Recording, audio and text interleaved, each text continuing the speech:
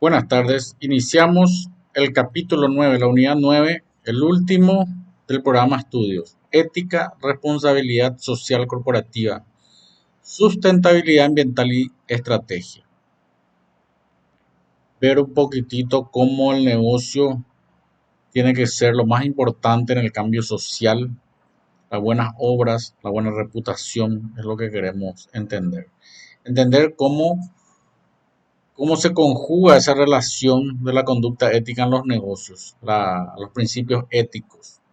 Reconocer también las condiciones que permiten estrategias y conductas de negocios o a dónde conducen los negocios que no tienen ética. Comprender los costos de los fracasos éticos. Es un poquitito en cuanto a los objetivos. Y comprender los conceptos de responsabilidad social.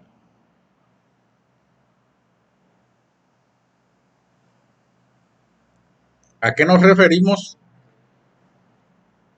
cuando hablamos de ética en los negocios? La aplicación de principios éticos. Lo, lo bueno, lo malo, ¿verdad? Las acciones buenas, las decisiones buenas en los negocios y en la conducta del personal. La ética entonces se refiere a principios de la conducta correcta e incorrecta, lo bueno y lo malo. La ética en los negocios es la aplicación de estos principios estándares para tomar decisiones correctas y que también va a conducir a la persona. Los principios éticos en los negocios no son materialmente distintos de los principios éticos en general, ¿verdad? Estamos hablando de estándares de hacer acciones buenas en materia de negocios. Esto se refiere a comportamiento en los negocios. Si la deshonestidad se considera, ¿verdad?, inmoral y la falta de ética, entonces el comportamiento deshonesto en los negocios, dice la relación con los clientes, proveedores, empleados, también es inmoral. Entonces lo que queremos es ver cómo actuar para que estas conductas buenas conduzcan a beneficios satisfactorios.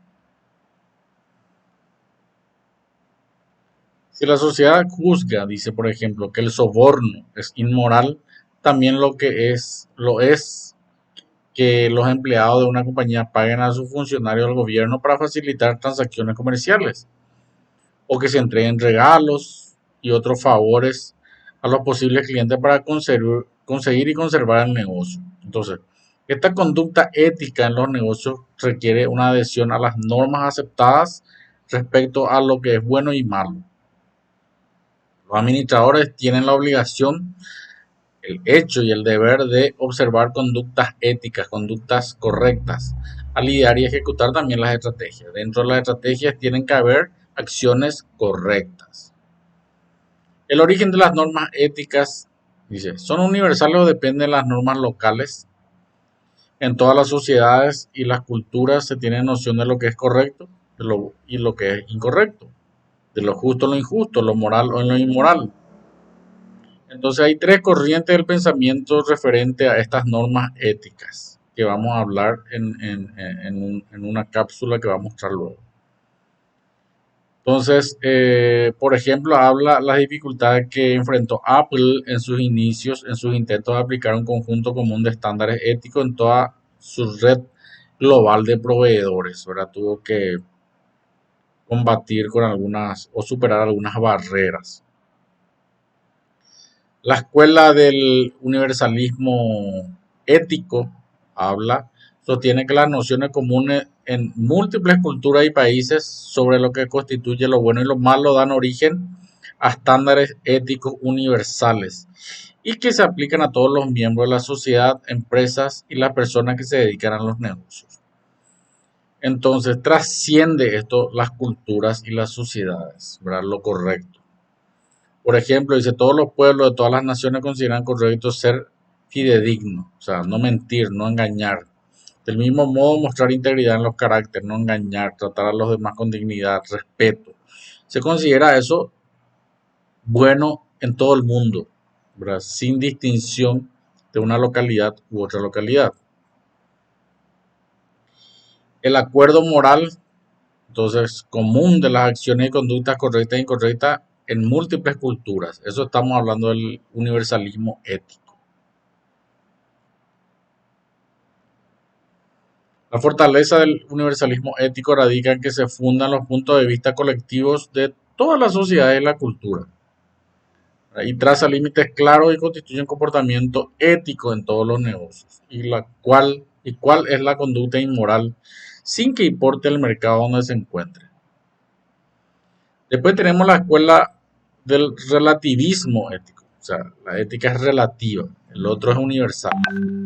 Sostiene que las diversas creencias religiosas, usos, costumbres, normas en distintos países dan origen a múltiples conjuntos de estándares referentes a lo que es éticamente bueno o malo. Estos estándares diversos implican que lo correcto y lo incorrecto de las acciones en los negocios dependen de los estándares éticos locales predominantes. O sea, se ajusta a la localidad, es relativo. Aparte de sus fundamentos universales, dice, honesto, confiable, se aplican, que aplican a todas las circunstancias de los negocios y la sociedad. Hay variaciones en cuanto a lo que las sociedades aceptan como correcto e incorrecto en la realización de actividades comerciales. Por ejemplo, las divergentes ideas religiosas tradicionales, usos, costumbres. La escuela de relativismo ético sostiene que cuando hay diferencias entre países o culturas en cuanto a lo que se juzga como ético y no ético, es adecuado que los estándares morales locales sienten precedentes sobre los estándares éticos en el mercado nacional. Entonces, por ejemplo, el empleo del trabajo infantil. En las naciones industrializadas, el uso de trabajadores menores de edad se considera un tabú, o sea, un mito. Los activistas sociales son inflexibles en cuanto a que el trabajo infantil es inmoral y las compañías no deben emplear a menores de 18 años como trabajador a tiempo completo, ni abastecerse de productos de proveedores extranjeros que tengan trabajadores menores de edad. Eso se considera inmoral. Pero en muchos países se aprobaron leyes que prohíben el trabajo infantil o que por lo menos regulan el empleo de personas menores de 18 años. Por ejemplo, en la India, Bangladesh, Botswana, habla el material. Dice, se acostumbraba a ver a los niños trabajadores como trabajadores potenciales incluso necesarios, ¿verdad? Entonces, aquí la ética es relativa. Sobornos y comisiones, un tema muy delicado que enfrentan las empresas multinacionales, es el grado de variación entre países en lo que respecta a los sobornos. En muchos países de Europa Oriental, África, América Latina, dice, es costumbre sobornar, por lo menos dice el material, a la autoridad para ganar un contrato, conseguir una licencia, agilizar un dictamen administrativo. Del mismo modo, en muchos países eh, es normal pagar a los clientes posibles, ¿verdad?, para ganar o conservar sus negocios. En algunos países en desarrollo es difícil para cualquier empresa, sea extranjera o nacional, trasladar bienes en la frontera sin pagar a funcionarios de bajo nivel. O sea, tenemos muchos materiales, artículos periodísticos, prensa, solemos escuchar este tipo de hechos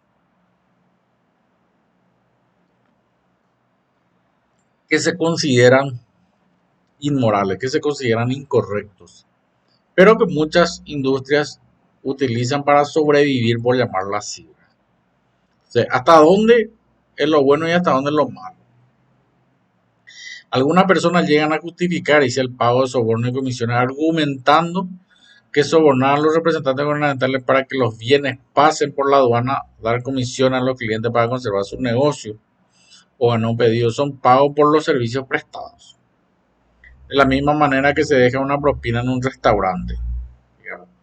En algunos países, digamos, como que el servicio ya tiene incluido esa propina, ¿verdad? En otros se considera inclusive hasta algo inmoral, ¿verdad? Por este argumento descansa en terrenos morales resbaladizos, dice, pero más que se racionalice de una manera tan astuta.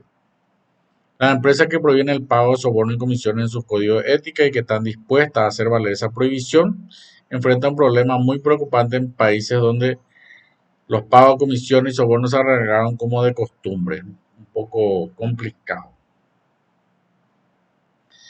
El relativismo ético equivale a múltiples grupos de criterios éticos. Habla otra vez. Conforme al relativismo ético no hay un conjunto que se adapte a todas las normas éticas auténticas con el cual comparar la conducta del personal de una empresa es complicado. La existencia de diversas normas éticas, como dijimos arriba, la ética del contador, la ética moral, la ética de los negocios. Muchas empresas tienen sus códigos de ética.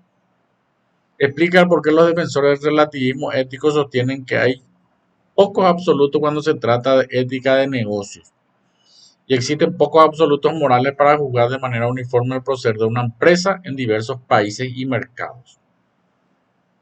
En efecto, la tesis de los relativistas éticos es que si en ocasiones hay prescripciones morales generales que se aplican a casi todas las circunstancias sociales, dice, y de negocios hay numerosas situaciones en que las normas éticas deben modificarse para que correspondan a los usos y tradiciones locales. Afirman que simplemente no hay un molde de una sola medida para juzgar la conveniencia ética de los actos de las empresas, ¿verdad? Y entonces no pueden resolverse por completo. Los gerentes europeos y estadounidenses quieren imponer criterios de conductas de negocios que den mayor peso al derecho humano esencial como la libertad personal, seguridad del individuo, participación política, derecho a propiedad, entre otros. Llevado al extremo, el relativismo ético se derrumba, o sea, si ya es extremista, esto también tiende a romperse. La regla relativista, al lugar que fuere, haz lo que vieres, dice, parece razonable, sin embargo plantea un gran problema. Prácticas carentes de ética, consideramos por ejemplo lo que habla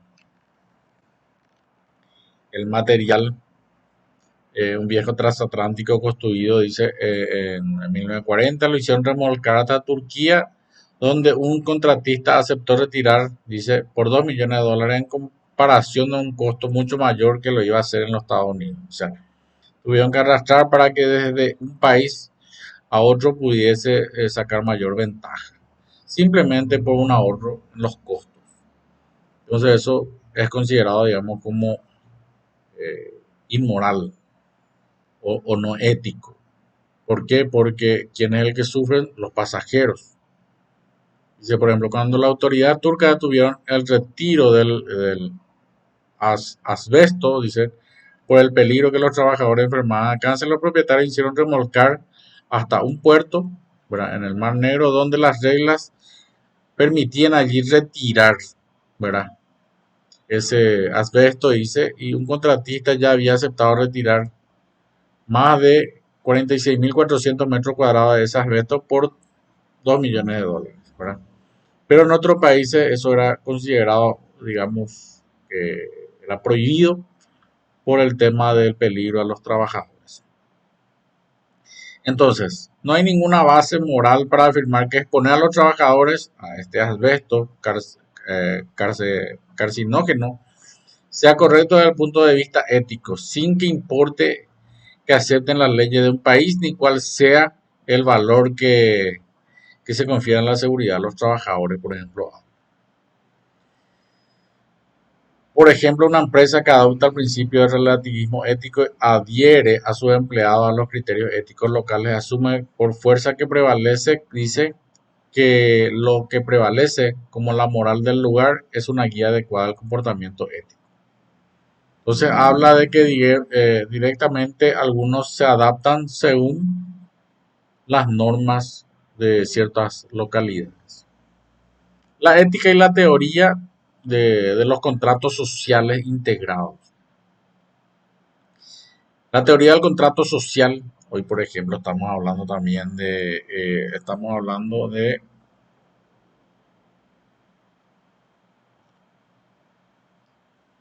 algunas, algunas instituciones públicas, por ejemplo, tienen un contrato colectivo donde se establecen, digamos, ciertas normas de conductas o ciertas normas por las cuales se va a regir, digamos, el contrato de las personas de manera general. Entonces acá también habla un poco de la teoría del contrato social, una postura intermedia entre los planteamientos opuesto al universalismo. Entonces que el mismo criterio de ético debe aplicarse por todos lados. Y el relativismo habla según las costumbres. ¿De acuerdo? Entonces a esta teoría de los contratos sociales integrados, los principios o normas éticos universalmente basados en opiniones colectivas de múltiples culturas y sociedades se combinan para formar un contrato social en el que todos los individuos, grupos, organizaciones y negocios en todas las situaciones tienen el deber de observar al interior de la frontera de ese contrato social. Estamos hablando, por ejemplo, del contrato colectivo, donde dice, por ejemplo, que se podría pagar un beneficio por el título obtenido, por el título de grado, por el hecho de tener un título de grado, licenciatura, ingeniería, y no se estipula, por ejemplo, otros beneficios como posgrado, o sea, niveles de maestría, doctorado, postdoctorado. Entonces, da lo mismo estudiar a un nivel de grado y no importa de qué universidad, mientras se tenga un título de grado, porque eso me otorga el mismo beneficio haber estudiado en una universidad pública que en una universidad privada, o estudiar una vez por semana, no importa el título. Entonces, a eso estamos hablando de un contrato social, donde todos adhieren a esa norma. Si bien dice, este sistema deja cierto espacio moral libre para la gente en un país o cultura, habla según interpretaciones específicas de las acciones, las normas éticas universales siempre tienen preferencia. Habla, pero son formas de poder administrar un poco las conductas de los negocios o del funcionamiento dentro de las compañías. ¿Cómo y por qué los estándares éticos afectan las labores de idear y ejecutar estrategias? ¿En qué afectan? Muchas empresas reconocen sus obligaciones éticas como códigos oficiales y de conducta y declaraciones de valor. Hoy por hoy muchas de las compañías y todas las instituciones públicas tienen un código de ética. La universidad también tiene un código de ética. Todas las empresas hoy por hoy también tienen esos códigos de ética que hablan un poco de las normas y conductas de sus miembros. Dice, por ejemplo, la prueba de fuego para saber si el código de ética de una empresa es una fachada es la medida en la cual aplica al diseñar la estrategia y al operar el negocio día a día. Por ejemplo, toca a los directivos hacer lo que predican y considerar con atención tres conjuntos de preguntas que se revise en cuanto a la iniciativa de la nueva estrategia. Lo que proponemos cumple a cabalidad con nuestro código de ética. ¿Hay alguna ambigüedad que deba preocuparnos? O sea, cuando estamos haciendo las acciones, las actividades, la estrategia que vamos a ejecutar, tiene que ver un poquitito si eso se contrapone con nuestro código de ética. Si la respuesta es sí se contrapone, entonces nuestra actividad puede ser considerada no ético. Es evidente que esta acción propuesta está en armonía con nuestros valores básicos. Se advierten a simple vista posibles conflictos o problemas. ¿Hay algo en la acción propuesta que pueda considerarse éticamente objetable? Nuestros accionistas, nuestros competidores, ¿verdad? U otros medios verían esta acción como algo éticamente cuestionable. Son preguntas que si la respuesta es sí, si la respuesta es sí conduce a una conducta poco ética, se contrapone a nuestros valores, entonces tenemos que considerar si es ético o no es ético. Entonces hay que plantearse esta pregunta, dice, y plantear una discusión abierta para ver un poquitito nuestras acciones si conducen a una conducta ética. ¿Cuáles son los motivos de la estrategia y conducta en los negocios carentes de ética? Sí, Si no tenemos ética dentro de nuestras acciones, dentro de nuestra estrategia, lo que puede suceder es supervisión deficiente que implícitamente permite una búsqueda excesiva entusiasta de ganancia y riqueza, o sea, ganar a como dé lugar, sin importar cómo, ¿verdad? Lo único que interesa es el interés propio.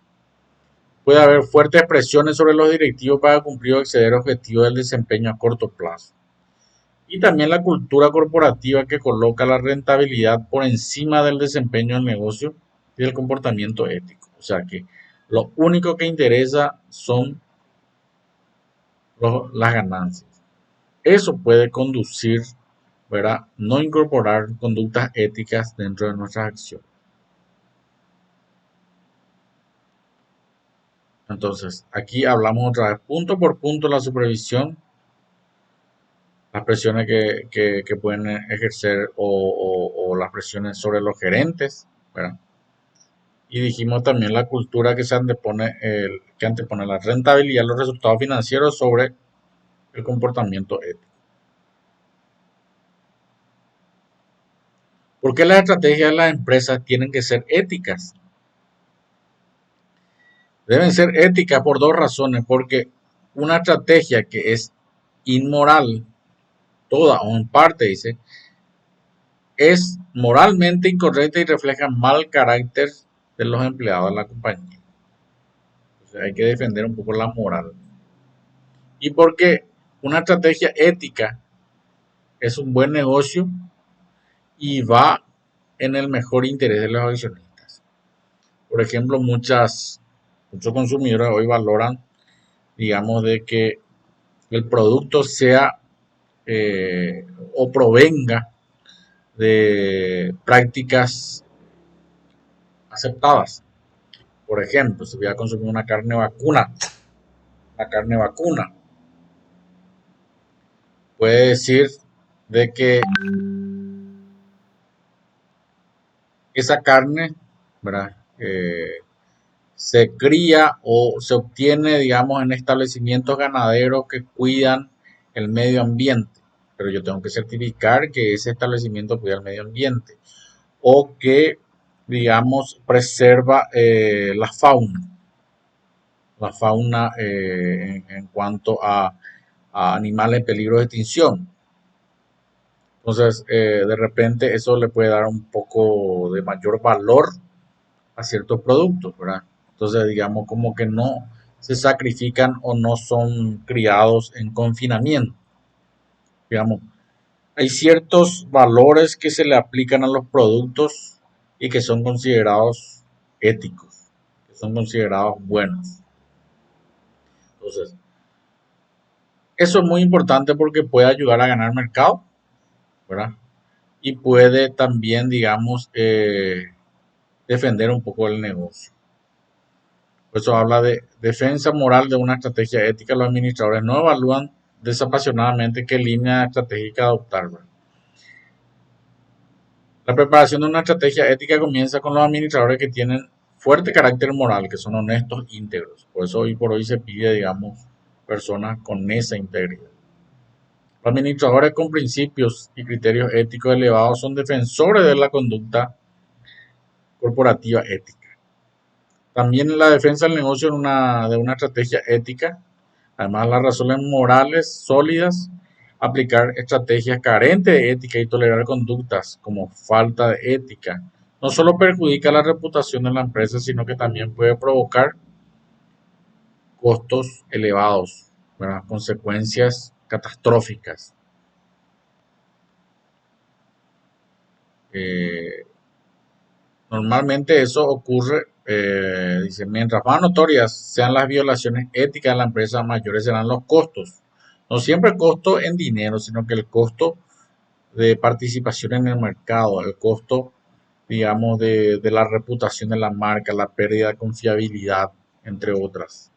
Entonces eso puede, digamos, jugar en contra de la imagen del negocio. La proliferación, dice, de la mala conducta ética por parte de una empresa trascienden mucho más allá de los costos de las reparaciones para los perjudicados. Rehabilitar la reputación dañada de una empresa es un proceso lento, caro. Los clientes huyen de empresas conocidas por una conducta turbia. Las compañías con reputación de comportamiento inmoral grandes dificultades, habla, tienen grandes dificultades para reclutar y retener buenos empleados. Mucha gente toma en cuenta la reputación ética de la empresa cuando va a aceptar un empleo.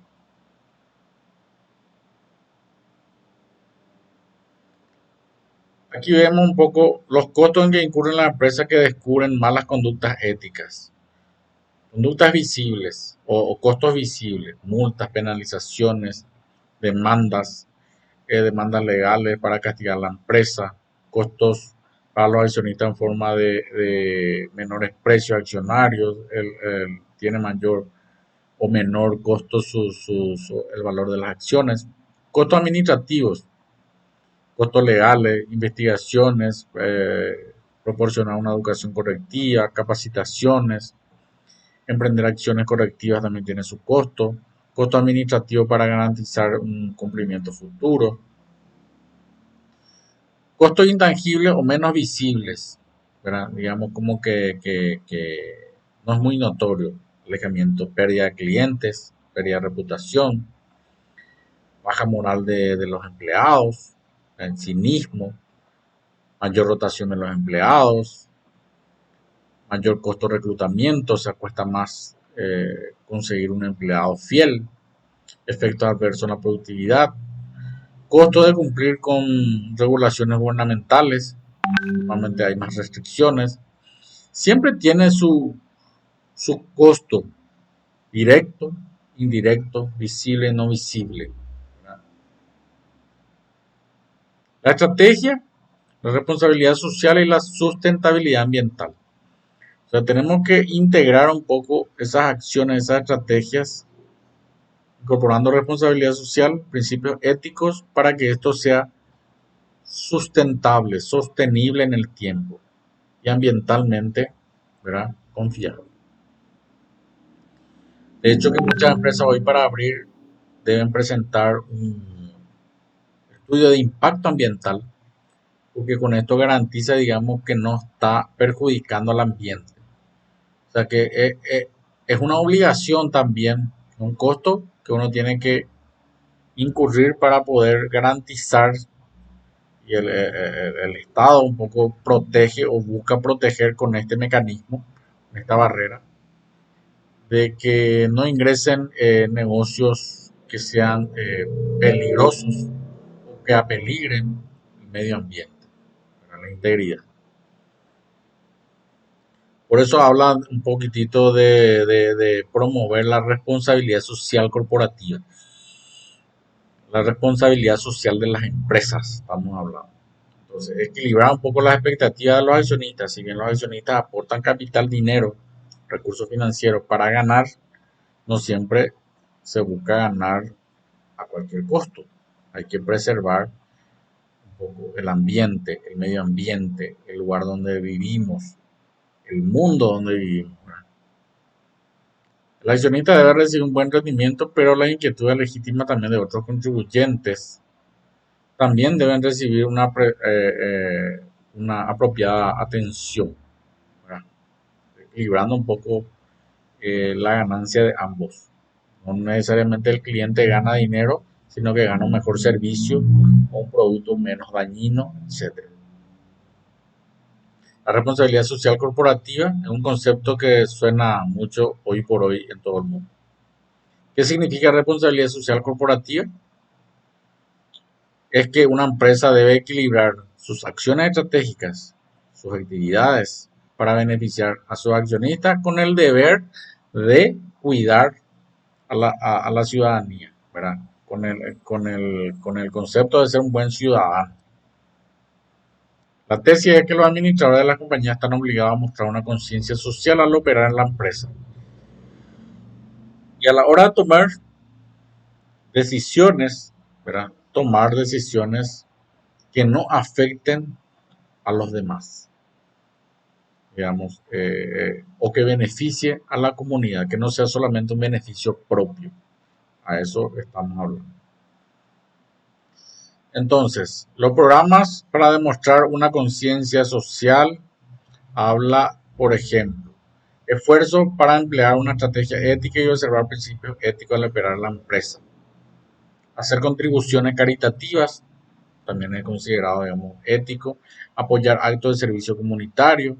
Comprometerse en iniciativas, dice, filantrópicas más amplias. Esforzarse por marcar una diferencia en la vida de los menos aventurados, de los desaventurados, habla.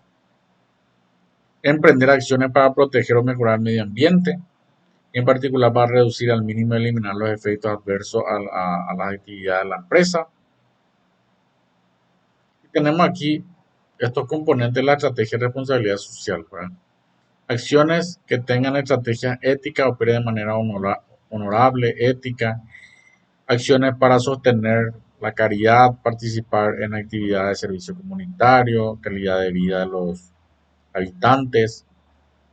Acciones para proteger el medio ambiente, mejorar el bienestar de los empleados, hacer que la compañía sea un lugar agradable para trabajar, fomentar la diversidad de la fuerza laboral, ser más inclusivos, por ejemplo. Entonces, aquí vimos estos cinco puntos que ayudan a ser, como decía aquí, o tener una responsabilidad social. Acciones para tener una responsabilidad social. La responsabilidad social corporativa y el resultado triple, dice. La responsabilidad social corporativa que emprenden las empresas con frecuencia pretenden mejorar el resultado triple, dice, de la empresa en referente a económico, social y ambiental. O sea, mejorar el aspecto económico de los accionistas, de la compañía, de la sociedad y del medio ambiente. Es un poco la meta de la responsabilidad social corporativa. Aquí vemos algunas cápsulas de una empresa, John Deere, cómo plantea, ¿verdad?, las acciones que plantean para poder adherirse a un principio ético.